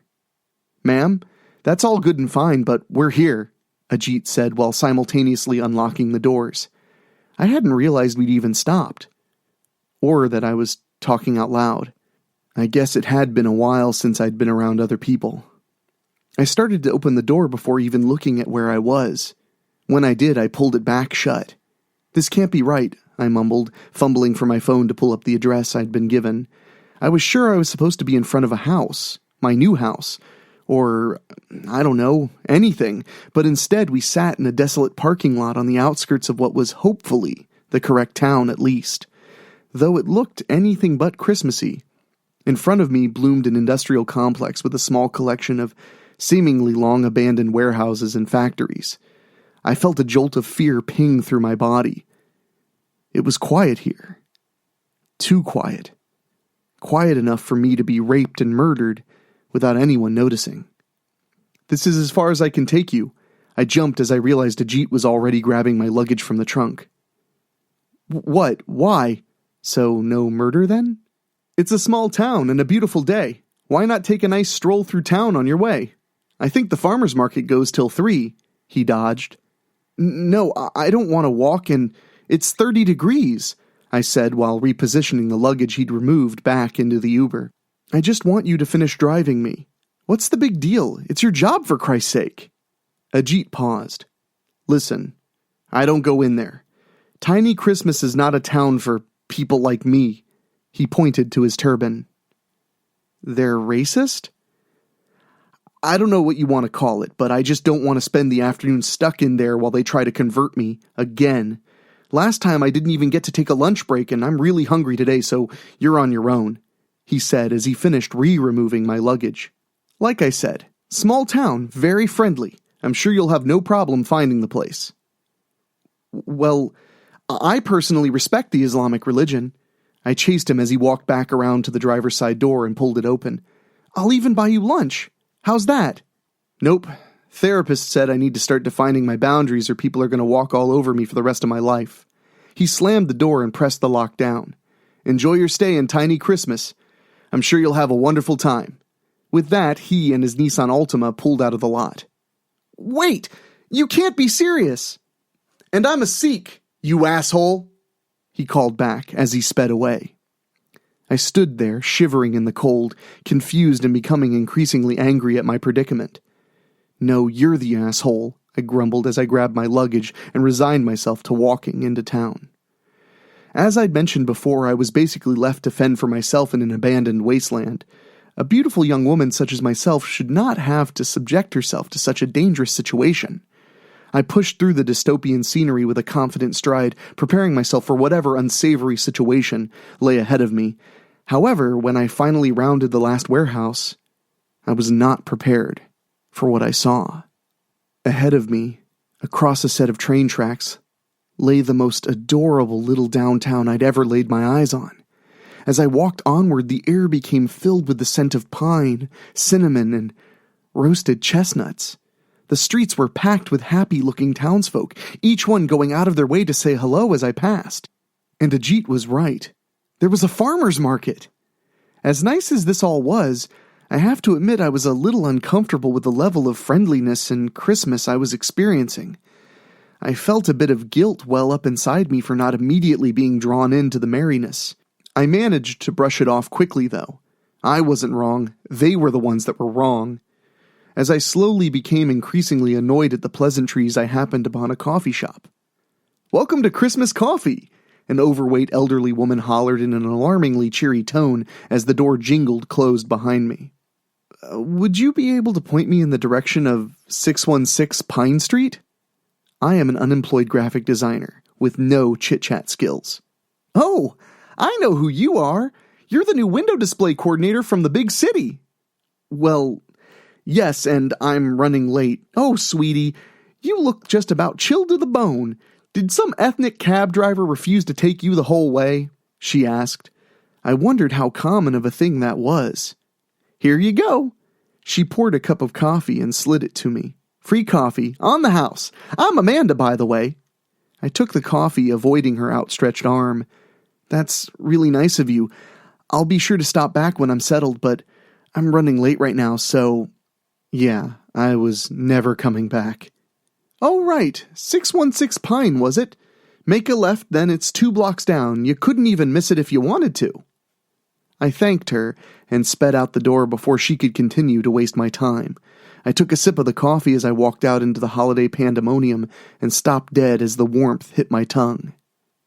This was the best cup of coffee I'd ever had in my entire life. It was rich and full-bodied with notes of cinnamon, allspice, and honey. It brought back a flood of childhood memories. Drinking hot chocolate after school as my mother brushed the snow out of my hair. Watching movies huddled by the fire. My mother's warmth as she rocked me to sleep. God, I missed her. If only, I thought, I could have something like that again in a real, non-coffee-based sense. Wait, what was I thinking? I am a powerful, competent, unemployed graphic designer. I'd never wish for a family, I convinced myself, brushing the tears from my eyes. I went to take another sip of coffee, but I was beginning to feel nauseous, so instead I dropped it in the next available garbage can. Amanda was right. This place was hard to miss. 2 blocks down was almost a full mile away, and basically in the woods. The quaint tutor with 616 scrolled across the door was the only building on the entire street. As I walked up the driveway, I realized how eerily quiet it had become. I hadn't seen a single car pass me in the last half a mile. I shivered as the wind whipped up. This was the perfect place for an unsuspecting young woman to be raped and murdered. I was all alone. No, wait. I was being watched. "Well, hello there, Rachel!" I jumped as the door of the house popped open to reveal a smiling middle-aged man in a suit. Oh, hi. I tried to collect myself. "You must be..." "Correct. I'm Jake from the agency. So glad you were able to find your way here. I was getting a little worried that you hadn't been able to find a ride into town." "Funny you should say that. Anyway, this is the place." He cut me off, holding the door open, beckoning me inside. The interior, despite having a certain charm, was covered in a layer of dust and white sheets. The air had a musty quality that signaled that this place had been long forgotten. I sighed. I do not like cleaning. "As mentioned earlier," he continued, "it's $250 a month and you're responsible for paying all utilities as well as any yard work or snow removal that needs to be done. Also, I think there are Christmas lights in the basement, so you won't even need to buy any to decorate." "I won't be needing them, but thank you. I just want to settle in." "Oh." He seemed crushed. "Well, they're in there in case you change your mind. It would probably go a long way to making this place feel like home." Thanks. How long has it been vacant?" I slid my fingers through the dust on the fireplace mantel and almost gagged at the many years of dead skin cells. "About 5 years, I think." "That's... why so long?" "I couldn't really tell you. I'm just a real estate agent. I don't own it or anything," he shrugged. "Oh. Well, I mean, if I had to guess, maybe it was the murders." "Murders?" I parroted. "See, I knew I was going to be raped and killed. Sorry, I misspoke. Disappearances is what I mean. It's not really murder without a body," Jake said matter-of-factly. "But anyway, that was a long time ago, and I heard that tenant was, really into meth, so it was likely drug-related." "Wait, didn't you say..." "Anyway, here are the keys." He handed them to me while also turning the doorknob. "You should be good to go. Have a wonderful life in Tiny Christmas." And with that, he was already halfway down the walk. Murders? I had an unremarkable first night despite wondering just how many disappearances Jake had accidentally inferred. I tried not to concentrate on it too much. I was starting my new job the next morning, after all. Holidays and More occupied the largest building in town. It was 2 floors of highly polished marble and glass. The first floor held the perfect area for a window display, but was currently empty. This will be my canvas, I thought. I put my hand up to the glass wistfully, only to have it slapped from the other side of the glass by a burly man with a beard. I jumped back and he let out a chuckle and motioned me to come inside. "I'm Mr. Santon, the general manager," the burly man explained, giving me a firm handshake. "Great to meet you in person. Thanks so much for the job. We're just so pleased you accepted it. The entire board was unanimous in the decision to hire you. Your plan for a Christmas display that gets us back to our roots is genius." Before I could finish, he pulled me in for a hug. "Say no more, Ms. Adler. We're just so happy we can add you, another true believer of the magic of Christmas, to our wonderful family," he said while patting me on the back. I recoiled slightly and he seemed to catch my discomfort and let me go. "Sorry, I just love Christmas so much I get carried away sometimes." I should probably get to work, right?" I deflected. "Oh, of course. There's only 2 weeks till the big reveal after all. I'm sure every second counts." Mr. Santon led me over to my workspace and introduced me to my assistant, Tom Thompson, a tall and slightly too handsome man in a red vest. I felt uncomfortable for looking at him for too long, like I might, blush if I did. "You know, Tom, you could take notes from Ms. Adler here," Mr. Santon said before leaving. "Up your holiday game a little and maybe you'll be the next one promoted." Tom looked towards me and let out a little sigh. "Yes, sir." On that first day, we spent most of our time going through boxes, taking inventory of what supplies the store already had so I'd know what we would need to buy. "So," I broke the silence, "Mr. Santan wants you to up your holiday game, eh?" "Yeah, I guess he's noticed I haven't been my normal, cheery self for the last couple of years." He seemed as surprised by that timeline as I did. That's a long time to not be happy. Like I'd know what happy was. I was a weirdly employed graphic designer caught in what was increasingly feeling like a low-budget Christmas movie. I guess so. I just haven't been myself since my wife died. Oh, he was single and not even the divorced kind. Widowed. The good kind of single. I stopped going through the box of Christmas lights. My hands were shaking. Yeah, it was really tragic. She hit a deer. He was going on about his dead wife, but all I could concentrate on was my own heartbeat as it began to speed up. Why did I care if this guy was single? What was happening to me? I concentrated on regaining my composure. I just needed to take it easy. This had been a big move, a huge change, and I'd lost my bearings. It was perfectly reasonable that I would feel confused and even want to fit in. Things would get less weird once I was used to my surroundings. And then when we took her off life support, oh God, he was still going. I just don't think I'll ever really love anyone again, you know? I get it, but you're young. You'll meet someone again when you're ready, I tried to console. He blushed slightly. You're a really good listener, you know? Hey, would you like to come over for dinner on Sunday? We make a big meal after church, so it's always nice to have some extra company.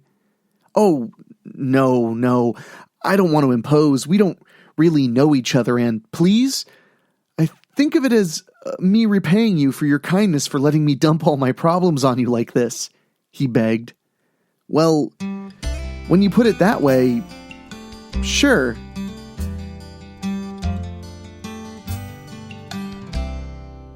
After a relatively uneventful week, I awoke from a particularly weird nightmare at 3 a.m. Saturday morning to the sound of talking. Frustrated and groggy, I did what any good New Yorker would. I pushed the window open with a level of violence that this house had probably never seen and leaned out into the dark. Shut the fuck up or I'll fucking come down there and murder you! I yelled, then slammed the window shut and lay back down. It was quiet for a minute, but then... Was that chanting? By that point, my complete consciousness had returned, and I realized that I was no longer in an apartment. I was in a house. I was in a completely isolated house. No one should be outside. I lay there in silence, trying to get a grasp on what I was hearing. Chanting? Crying? Maybe it was a wild animal, I thought. I'd heard foxes kind of sound like people. Honestly, I didn't want it to be people or animals. Both seemed like they could be dangerous, and for the first time since the day I'd moved in, I considered what the word disappearances could possibly mean. After what may have been hours, the strange noises dissipated, but I did not sleep for the rest of the night. In the morning, I decided maybe I would put up those Christmas lights. The house had no exterior lighting at all, and seeing as it had sat unoccupied, there was a chance someone could still think it was vacant and try to break in, if the noises I'd heard were people anyway. If it was foxes or wolves or something, the light should deter them too. Despite being opposed to my core beliefs, I'd do it for my safety. I found a box with one whole strand of lights in it in the basement, just enough to do the awning out front. I figured it was better than nothing, and it also meant I didn't have to spend all day putting them up, so win-win. There was, however, another box in the basement. I'd thought it was more Christmas decorations originally since there was a piece of garland at the top, but when I brought it upstairs I realized that what I'd really found was a gun. A shotgun of some sort, to be more specific. Along with it was a little box with just a few bullets in it. 7. I counted. I'd never really handled a gun before, and felt conflicted about realizing that it had been in the house with me for the last week. Whose was it, and why would they leave it anyway? Shit, for all I knew, all houses in Iowa came with guns. After some careful contemplation and YouTube videos, I decided to keep it by the door, loaded, in case I did end up running into whatever I had heard the night prior. When I heard the noises again that night, I at least managed to convince myself I could protect myself, and got the smallest bit of sleep. By the time Tom came to pick me up on Sunday, I was already exhausted and a little jumpy. "You look tired, are you okay?" he asked as I fastened my seatbelt. His genuine concern made my heart feel all warm for some reason. "Yeah, just, insomnia. I used to have that real bad when Joanne first died. It's hard being in that house all alone, huh?" "Not really, why would it be hard?" "I just guess I find being alone really difficult. Everyone needs someone to hold at night," he informed me. Was he suggesting he wanted to hold me at night? We arrived at his parents' lovely little colonial only a few minutes later. I may have neglected to say this, but he'd been living with his family since his wife died. I thought it was a little weird, but I also knew grief could really mess up a person, so it was better I didn't judge. Anyway, the house was all decked out in a literal ton of blinking Christmas lights, outside and in. It was really too distracting and tacky for my taste. His mom and dad hugged me immediately as we entered and thanked me for taking such good care of their son. Did they think we were a couple? Did I want us to be a couple? What? No! We had a nice dinner, and his family told me stories about what Tom was like growing up. After dinner, they wanted to sing Christmas carols, so his mom gathered us around the piano as his father played. I don't know any full carols, but I managed to stumble through all right. We laughed a lot. It was really nice to feel like I was a part of something again. It made me miss my parents terribly. I wanted so much to feel safe and loved like that again. Maybe, I thought, just maybe the Thompsons could be my new family. Maybe this place could be my new something to be a part of. We kissed in my driveway before I got out of the car. He told me he was falling for me. Maybe I was falling for him too.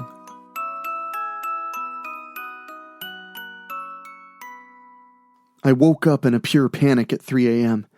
I wasn't even aware of why I was so scared for a minute, until the events of the evening came back to me. Something was terribly wrong with me, and the noises were back.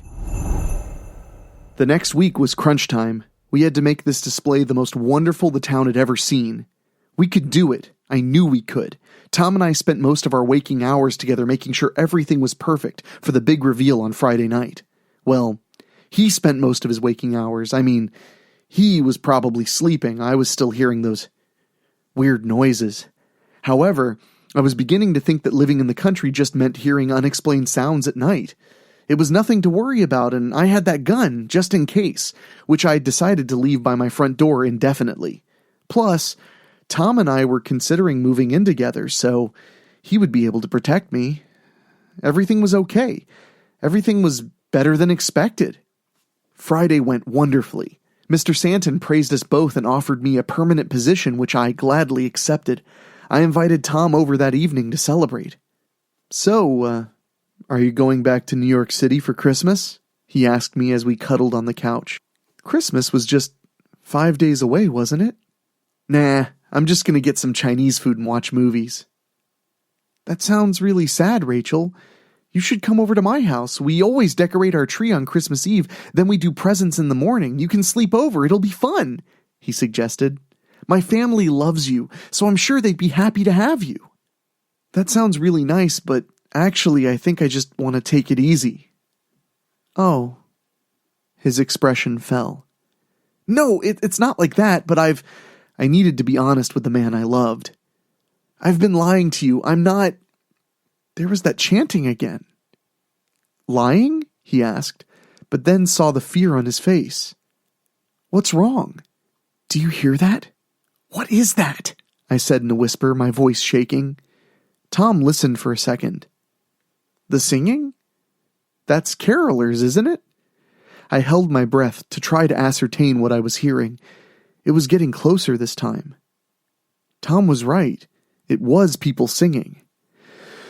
Carolers, I breathed. Yep, the weekend before Christmas they go out and sing at people's houses. Didn't you have that in New York? I shook my head. Had this been what I was hearing the whole time? Carolers practicing somewhere? It sounds like they're right outside. I jumped as the doorbell rang, but convinced myself it was okay to answer it. Outside were 7 of the townsfolk, decked out in Christmassy attire. As soon as they saw me, they began to sing. I wasn't familiar with the song, but it was just so beautiful that tears started coming to my eyes. Here I'd been all worked up about people singing Christmas songs. This wasn't New York City. Nothing was going to try to hurt me here. No one had been anything other than kind to me. I stood in the doorway listening for a long time, just taking in the joy. I let the New Yorker part of me fade. It was okay now. I was okay. Maybe I should go get some money for them or something, I thought. That was the least I could do for this kind of spiritual awakening, right?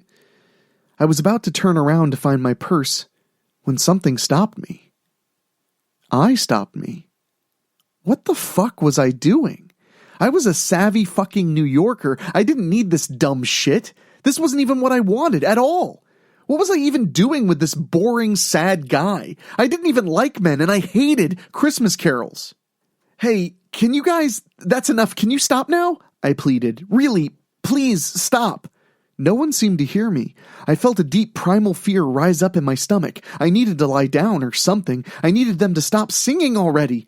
Tom, can you... I turned around just in time to see Tom lunge at me with a weird-looking knife. Instinctively, I dodged and pushed him to the ground. I am a New Yorker who knows how to defend myself. I grabbed the shotgun.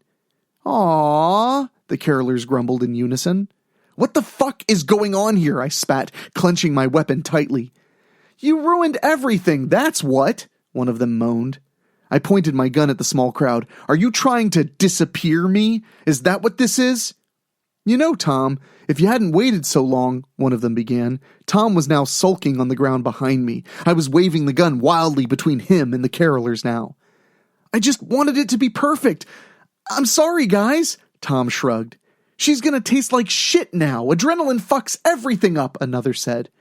Will someone please tell me what's going on? I shouted. Tell me or I kill every one of you. Tom sighed. We were just trying to teach you the true meaning of Christmas. By killing me? Of course not. Think of all the love we showed you these past couple of weeks. That's the true meaning of Christmas. I recognized this one. It was the woman from the cafe. We know you felt it. We could tell. Felt it? This isn't me. What did you do? Have you been putting something in my food? Aw, sweetie, don't be so paranoid. Everything we gave you was simply made with love. Something you've been sorely lacking. Amanda explained.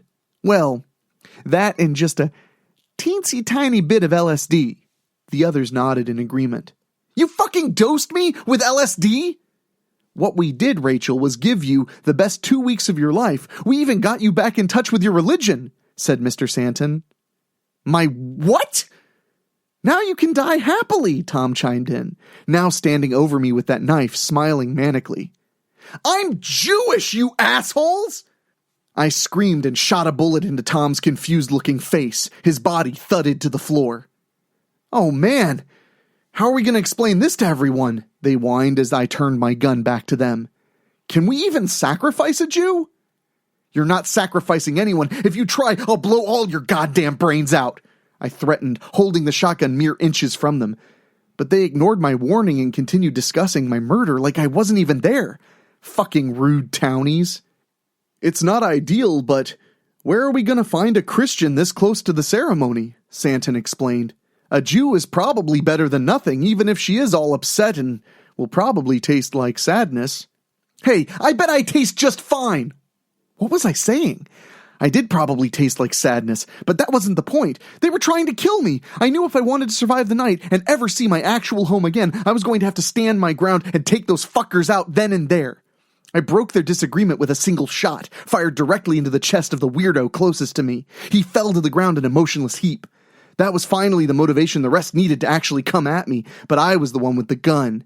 What? You're not even going to try to rape me first? I shouted as I fired mercilessly into them. Turns out it isn't actually that hard to shoot people when they're that close to you. I don't know if I killed them all, but I certainly shot them enough to make it so they'd have a hard time chasing me if they survive. I ran as far away as I could before calling you. I don't know if others are coming for me, but I'll be ready if they do. I would have called the police, but I'm sure they're in on it. You were right. That town is crazy. Ajit let out a sigh. How many times, he wondered, was he going to help people flee from a crime scene? This couldn't be worth the money. He'd be better off working for one of those takeout services. Yeah, he was going to sign up once he got home. No more transporting crazy people, just transporting food to crazy people. Wait, weren't there 8 of them total? He asked, hoping this didn't set her off. Didn't you say that gun only had 7 bullets? Doesn't that mean you missed one? Rachel thought for a second. Nope, she definitely shot 8 cultists. She'd counted. I guess you could call it a Hanukkah miracle. She giggled. Ajit let out a fake laugh, not sure what she meant. So, airport then? Yeah, please.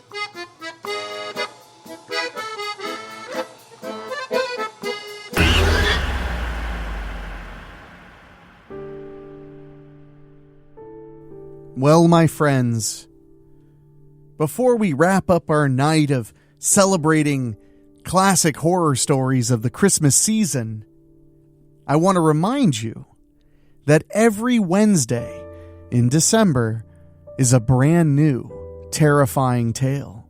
We've already released a story about a murderous Santa Claus and a devious Krampus looking for souls and blood. So make sure you're subscribed on your favorite podcasting app, and while you're at it, leave us a 5-star rating. It really does make a difference, whether on Apple Podcasts, Spotify, or wherever you're listening. That's a way to make sure I have a very Merry Christmas. It wouldn't be Christmas without a trip to a toy store, gathering up goodies and gadgets to share with the little ones. But these toys, they don't necessarily want to play with you so much as get you. So enjoy Babes in Terrorland as our final story to get you in the holiday spirit. After this word from our sponsors.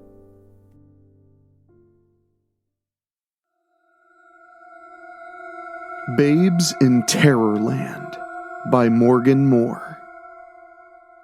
As with many holiday seasons before it, parents and children flocked to Barron's toy store in the village of Green Seas. In the middle of the crowd was Justin Barron, a 14-year-old boy with an apron featuring a hand-sewn version of the store's logo in the middle.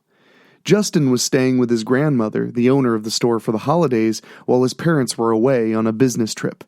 He was enlisted to lend a hand almost immediately upon his arrival, with it being the store's busiest time of year.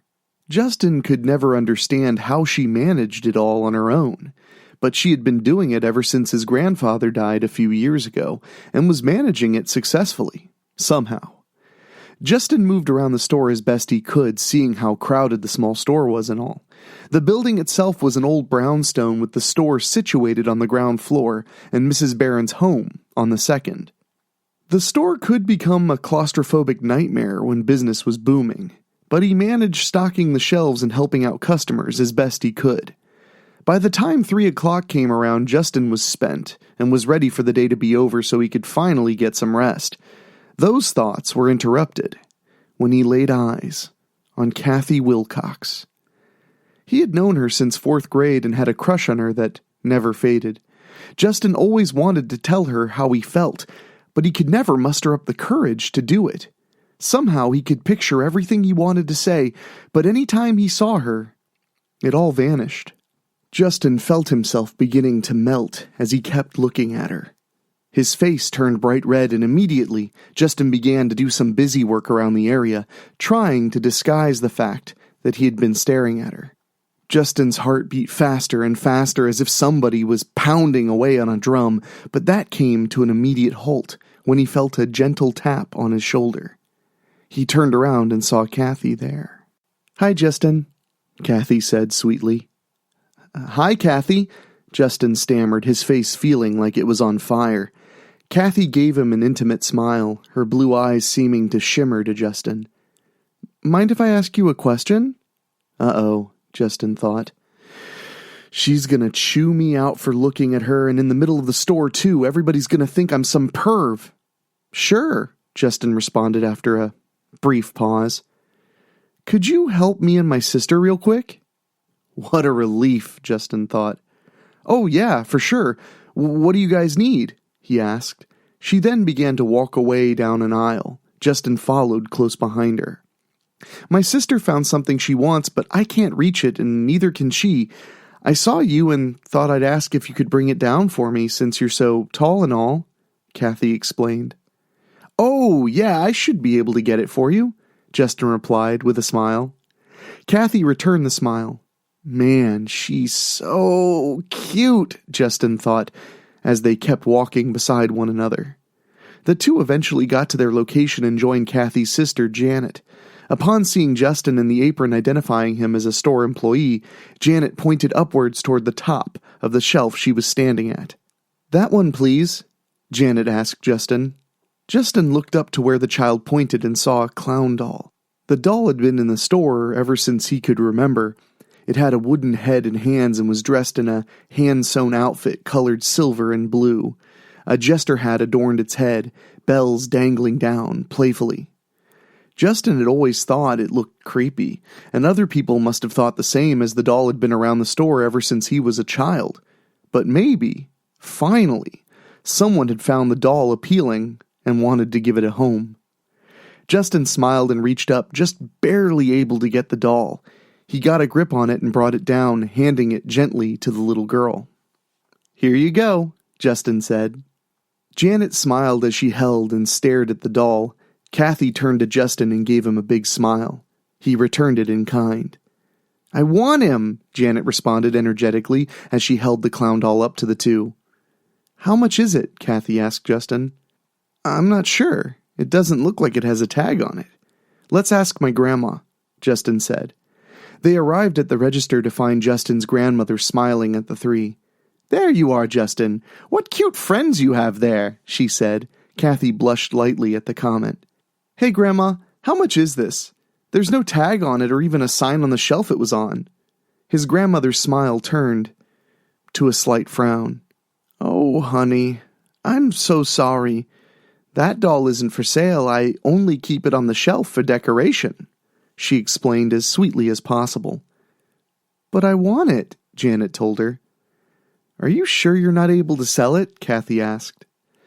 "Unfortunately, I am, dear. My husband made the doll many years ago for Justin's mother, and it just has too much sentimental value for me to sell it. It's been watching over the store for years," Justin's grandma explained to the three. Janet frowned, tears starting to well up. Justin smiled a little bit at the two and at his grandma. "It's all right, I'll put him back," Justin said.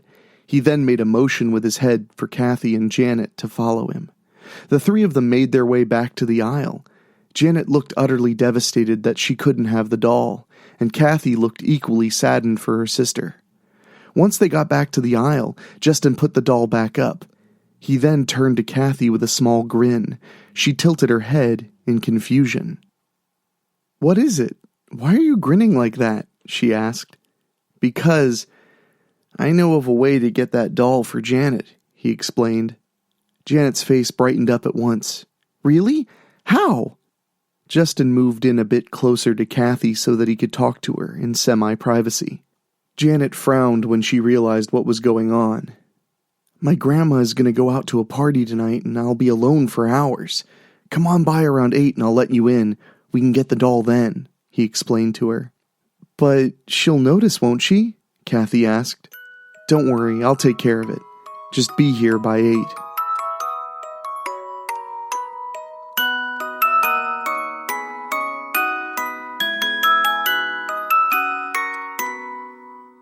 Later that night, Justin made his way downstairs to the store and opened the front door to find Kathy and Janet standing there. Justin frowned a tiny bit as the two girls made their way inside. "Why'd you bring your sister?" he asked, doing his best to hide his disappointment that it wasn't just Kathy. "She wanted to come and I couldn't get her to stay home without spilling the beans. I told my parents I was going out with friends and she threatened to tell them what I was really doing," Kathy explained. "I mean, it isn't entirely untrue. You are hanging out with a friend," Justin said with a small smile. "I'm going," Janet blurted out and ran towards the aisle with the doll. "So, how are you going to explain this to your grandma?" Kathy asked as she walked past a display of a toy war scene. "Oh, I'm going to tell her I ordered a pizza and just forgot to lock the door on my way back up.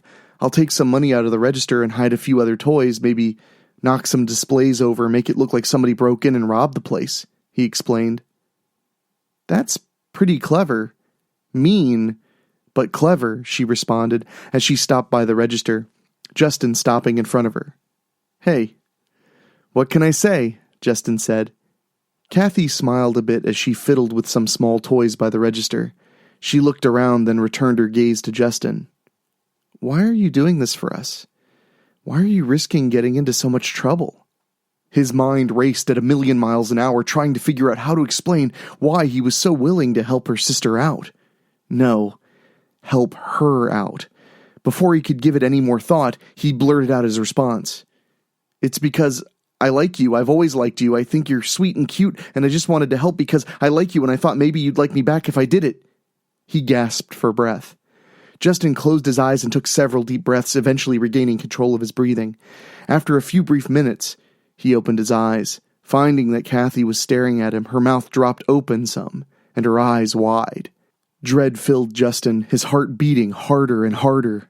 Oh no, she's gonna leave and never speak to me again and tell everybody I'm a loser and a freak. But she surprised him by smiling at him, warmly and widely. Justin slowly smiled back. They brought their faces close to one another, only a hair's breadth apart. The scream that ripped through the air put an end to that.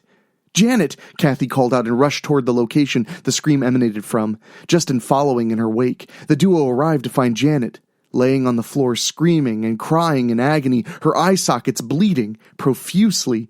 As for the former resident of those yawning black holes, they were in the hands of the clown doll. The toy turned its head and looked at them. Justin and Kathy bolted from the aisle, the clown doll right behind them. As they ran down the aisles, Kathy shrieked as the other toys began to spring from the shelves and joined the hunt. Stuffed bears and lions pawed at them with vicious claws that sprang from their plush paws as metal model cars pelted down on the teens like rain, leaving bruises and cuts.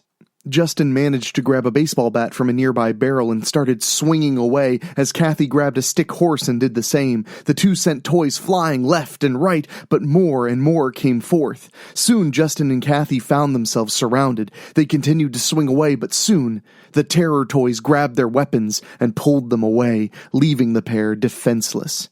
Justin and Kathy looked at each other and took hold of each other's hand, ready to accept their doomed fate. The store lights came alive and bathed everything in a warm fluorescent glow, causing the pair to start. "Oh no, look at this mess," the voice of Justin's grandmother rang out. The older woman looked around at all the toys, who now looked back at her. She stopped a few feet away from the rattled teens. "Grandma, what's going on? Why are you home?" Justin spat out in a mix of confusion and anger. "And why did they attack us? And my sister, my God, Janet!" Kathy started but soon stopped as she succumbed to raw grief. The senior shook her head and sighed. "I suppose I should explain. You see, these toys, all of them, they come alive every nightfall." But why? How?" Justin demanded. "Justin, dear, your grandfather made them that way. Business hasn't been the same for years, not since that damn department store opened up. Then, when we learned your grandpa didn't have long left, he was afraid of what would happen to the store. To me, it was his opinion that without any help the store would have shut down, so he decided to create some help. Your grandfather came across a strange scroll during the war in a bombed-out toy store, a store he swore was filled with screaming, burning toys. You can guess the rest. These toys have been cleaning, stocking, and providing security, as you've seen, here ever since. These wonderful toys, they're loyal and always have been, and always will be." Justin and Kathy were taken aback. They believed it all, after all. How could they not? But something still bothered them. "Oh, thank God. We're safe then," Kathy told them. The two smiled as they looked at each other, and then at Justin's grandma. But the smiles faded as they saw that the elder in front of them was grim.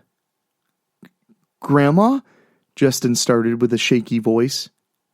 "I'm sorry, love, but you were trespassing. You know I don't like you coming down here at night, to say nothing of your friend here and her sister. The store was closed. Besides, they don't move during the day, but they can still hear. When I left for the party, they told me about your little plan. That's why I came back early." "You mean you're going to turn us into the police?" Kathy asked. "No. Unfortunately for you two, I leave all my security matters up to them. And I believe I know what they'll do with you," she explained. The toy soldiers from the war scene filed in, aiming their guns at the teenagers. Justin and Kathy's faces displayed pure and utter terror. With that, Justin's grandmother left and made her way to the stairs. She looked over at the two again and shook her head and sighed. Then, with a flick of her wrist, she turned off the lights. A stream of sharp bangs filled the store.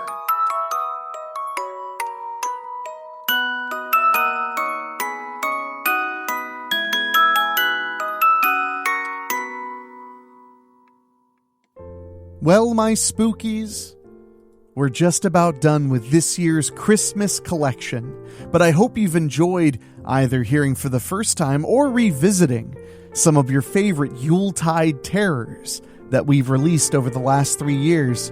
And remember, we're nowhere near done. Every Wednesday is a new terror tale, and in December, they're holiday themed to make sure you get into the merry and scary part of the holiday. If you enjoy what we do here, please do consider going to WeeklySpooky.com and clicking on Patreon. For as little as $1 a month, you can make sure we bring this show for years and years to come. We're at 94 backers, and it would be a Christmas miracle if we could make it to 100 by New Year's. And speaking of, I want to say an extra special thank you to our Patreon podcast boosters, folks who contribute a little bit more to hear their names on the show. And they are Kelly Oram, Julia Kirsch, Christopher Sullivan, Brent McCullough, Gino Lyons, Steve King, Karen Wiemet, Jack Kerr, Jeff and George Hilton, Craig Cohen, and Kevin Fry. They're all on my nice list. So now I bid you a good night and pleasant screams.